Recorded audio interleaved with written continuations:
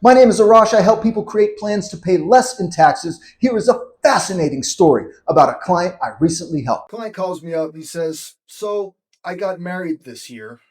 Congratulations." Prior to getting married, him and his spouse purchased a home together. They owned this home for 2 years while they were unmarried. The home cost $2 million. They got a $1.5 million loan for it.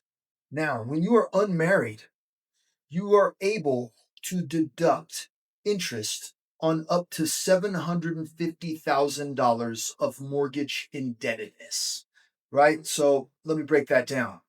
If I'm single, I buy a home and I've got a $750,000 mortgage, all the interest I pay on that loan is deductible. If my loan is for $800,000, not all of my interest is deductible.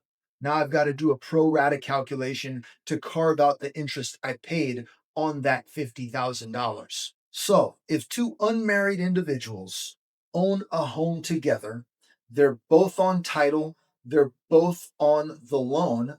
Well, in that case, the IRS considers this okay.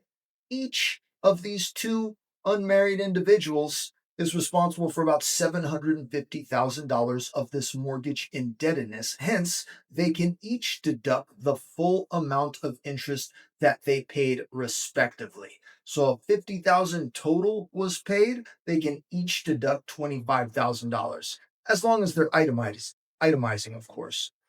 So this client had recently put together their first married filing jointly tax return and wanted to understand why they could not take the full amount of interest they paid. And I explained it's because you got married. This is essentially a way to penalize you for getting married because prior to the marriage, you could deduct the entire amount of interest.